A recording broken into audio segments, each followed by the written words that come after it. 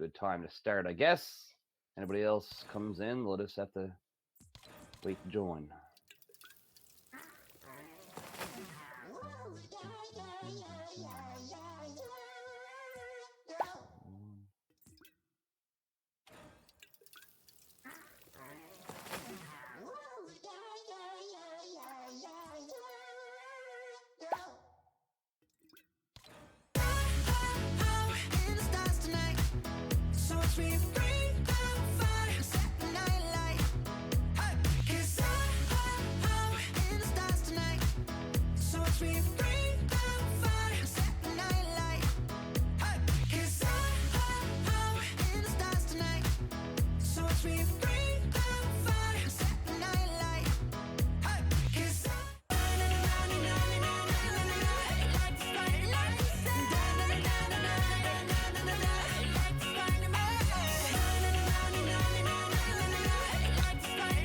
All right, so let's get ready to roll, folks, today.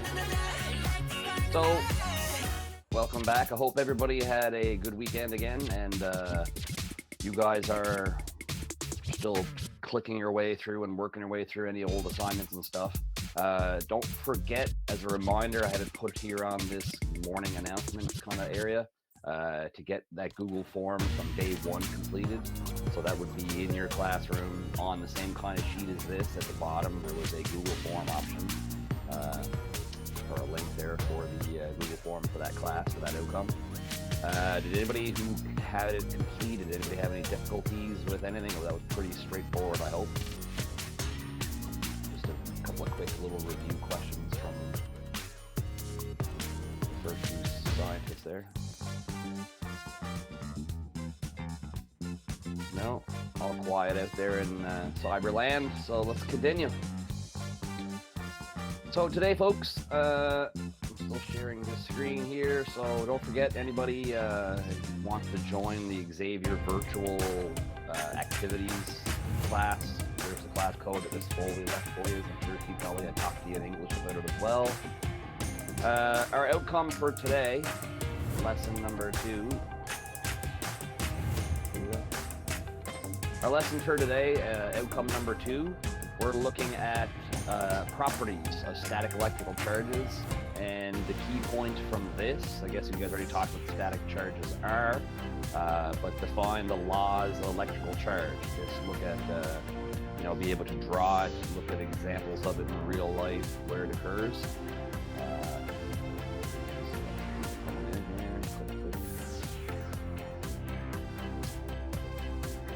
So I will begin first. I'm gonna try to start by showing this video to you guys. I got me a milli, I did it legitly. I'm still with the I'm hot.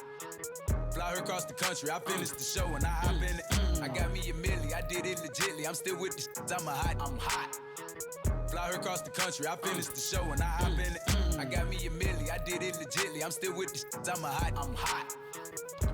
I needed some with some bop in. Let's go. I'm unorthodox than a muff. Hey, when you gon' switch the flow? I thought you never asked. I needed some with some bop in. Let's go. I'm unorthodox than a muff.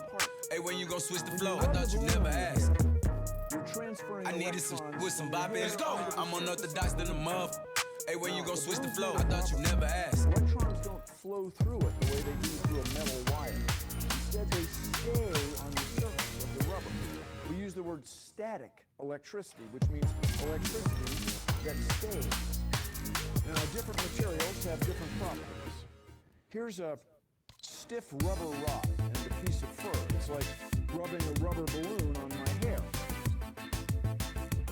It also will push the balloon away. So watch what happens when I use the same piece of fur and this glass rod.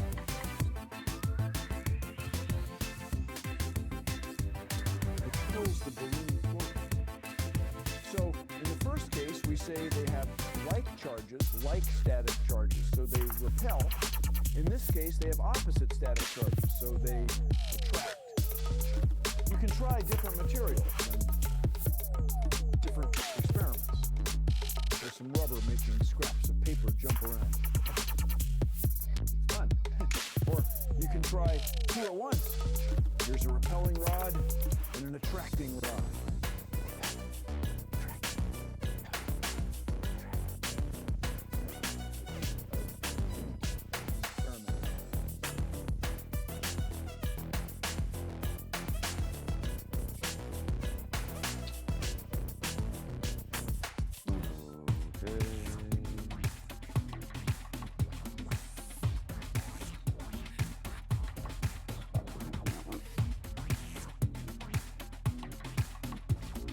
All right, so anybody have any questions from that video? What would the balloon be called in those kind of cases? Remember from last class in the notes, the PowerPoint, they described the types of substances.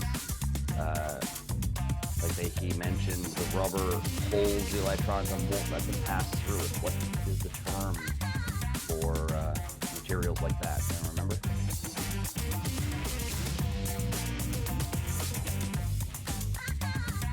Insulator? Perfect. Yes, Evan Dunn. It is an insulator.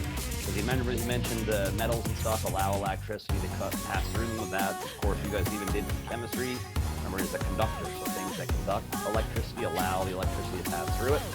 So just like the CN tower in that picture, or that Padlet, where some people talk about the lightning rods and the copper wires that run down the length of the CN tower. Conductors allow the electricity to travel very freely through them, so the electricity will stay in the copper wire and travel right down through the wire and not bother to try to enter the building. If you think of it one way, electrons that are flowing, the electricity, electrons are lazy. They will take the easiest path that they can travel so that they don't have to try to work to get through anything. So instead of trying to pass into a building, if they have lightning rods or wires like that that will absorb the electricity will stay inside the metal wires, so it's easier for them to travel through.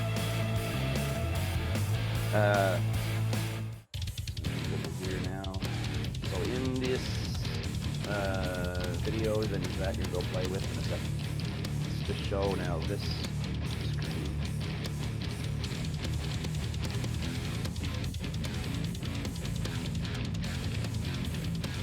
So again, like I said before, I am chunking up the original PowerPoint into small chunks.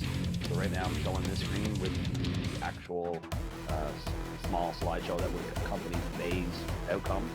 So again, this is for people that if you're not here, or if you miss a day or something, the whole entire day's lesson will be chunked up into one small package. So this is part of the original PowerPoint, and this focuses on just today's outcome. So what you guys would need to take away from today is the idea that, again, likes repel. So in the case of the two balloons, when he had them, well, actually the two balloons would have been negative. He rubbed the electrons from his hair and they went onto the balloon. So two electrons or negatively charged objects would repel each other. Two positives would also repel, and of course opposites attract. For neutral objects, and that's a diagram. You're going to see this in an activity now in a minute. I'm going to put these in breakout groups just to try it, see what that looks like. A neutral object will attract also, or be attracted to charged objects. And you should be able to see why. In this animation, in this video you play with, or the interactive activity, I guess, just pay attention to what the electrons do in the wall.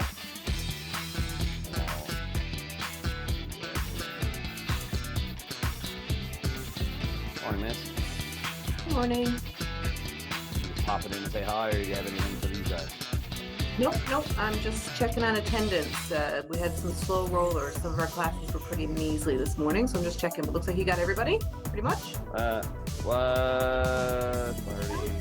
Probably two or so not here. Okay. Cool beans. All right. Thanks. Yeah. See, Big Brother's always watching. Anybody have any questions before I head into this? So this is the activity you guys are going to play with in a minute. I'm going to put you in the breakout room to give you the link to this so you can play around with it. One of the things to notice, this was, I believe you also had this PowerPoint or slide in the first slideshow. You may not know what it was you're looking at. So I put it back here because it's more related now after watching that Bill and I video. Certain objects, like when you rub a balloon with your hair or like a wool sweater or something, some objects have a greater tendency to give off electrons easier. Just like when we talked about chemistry, if you think of a periodic table, the objects on the left, like the alkali metals, the group 1 and stuff, they have really wanted to give away the one electron. where things on the right really want to take electrons. Well, things in nature are the same way. So, like air, human skin, fur, glass, things like that, in that kind of higher order, like hierarchy all the way down. These are things that will tend to give off electrons super easy and remain positively charged. When you go down towards the bottom, things like the rubber, the plastics, the PVC piping, like those black tubes and stuff, they receive electrons really, really easily and will tend to become negatively charged. It's kind of like cling wrap, that's saran wrap when you wrap holes and stuff. While you sliding it off the roll and you pull it off the roll, it's stuck to itself, and then that ripping it apart creates all kinds of electrons, and that makes it negatively charged. It sticks to the glass, it sticks, which glass would be positive, so it would stick very well.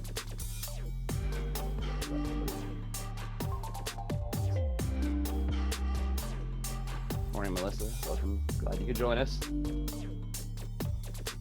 So this is again back to the slide. This is just restating the law of static electricity, the law of static charges. Again, likes repel, opposites attract, and neutral objects will be attracted to charged objects. I'll show that for fun at the end, but I'm going to take a quick break. Take you guys and see how we can. Stop at that.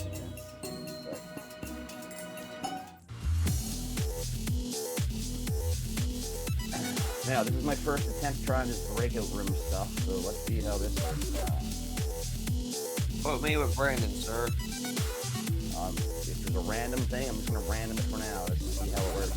So when I go to these breakout rooms, I'm going to click on this breakout room and send you guys a link to that balloon activity, or it should be 30, I think, saved in your classroom, because that sheet, the class 3 outcome number 2 that I was just referring to, that piece of paper that you see every day, that has the link on it. So basically, what I want you to do is play around with the objects that are in there, even in your breakout room, so you can talk or discuss what's going on, and just see. It takes 2 or 3 minutes just to see if it works. It's more of an activity. And then, while you're still in the breakout room, I will share the exit card, basically the worksheet that you would do for today. And then if you have